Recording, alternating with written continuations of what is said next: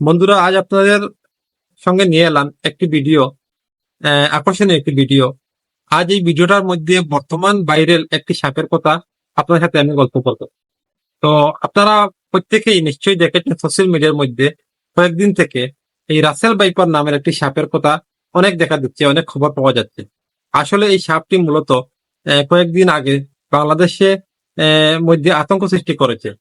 তো আজকে এই ব্যাপারে সাপ সম্বন্ধে একটু বিস্তারিত বলবো। কিছু আমি কালেকশন করেছি এই ব্যাপারে, তো আপনাদেরকে আমি জানাবো। তো চলুন ভিডিওটি শুরু করি। রাসেল ভাইপার আসলে সাপটা কি, এটা কতটুকু বিষাক্ত, সেটি সম্বন্ধে ভিডিওটি আজকে আমরা শুরু করব। তো আসলে আজ আমরা জানবো যে এই সাপটির সম্বন্ধে কতটুকু বিষাক্ত এই সাপ। রাসেল ভাইপার হচ্ছে বিশ্বের অন্যতম একটি বিষাক্ত সাপ। এটাকে আমরা দেশীয় নামে চন্দ্রবুড়া অথবা উলুবুড়া নামে আমরা জানি।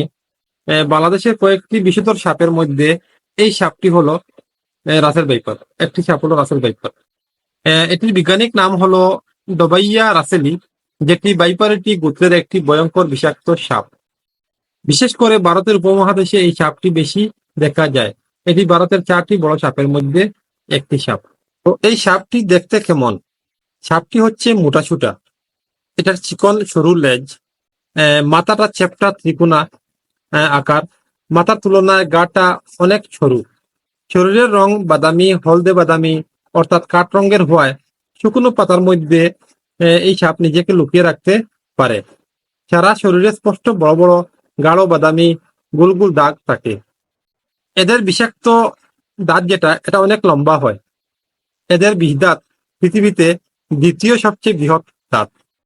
সাধারণত সব ধরনের সাপ মানুষকে এড়িয়ে চলে, কিন্তু রাসেল ভাইপারের স্বভাবটা হচ্ছে ঠিক উল্টো।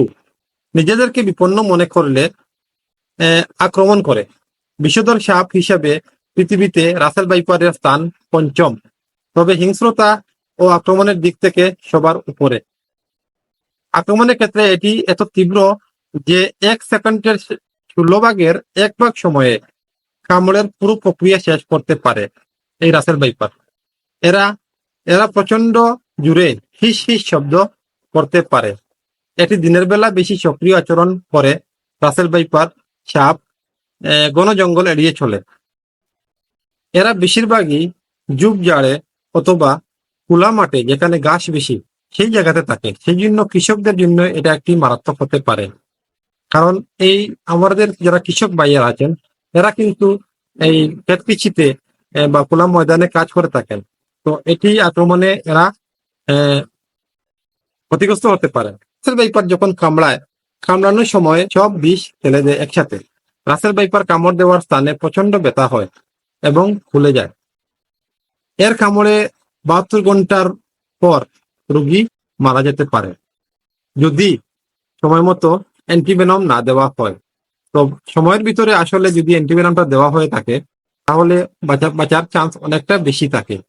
তো আসলে বাংলাদেশে প্রায় দেখা যাচ্ছে ডাব্লিউএইচওর মতে বছরে প্রায় 5 থেকে 6 লক্ষ মানুষ সাপের আক্রমণে আক্রান্ত হয়, কিন্তু মারা যায় 5 থেকে 6 হাজার। তো আমাদেরকে এই বিষয়ে একটু খেয়াল রাখতে হবে, আমাদের একটু সতর্ক হিসেবে চলতে হবে। কারণ এই বিষধর সাপটি হচ্ছে সাংঘাতিক একটি বিষাক্ত সাপ।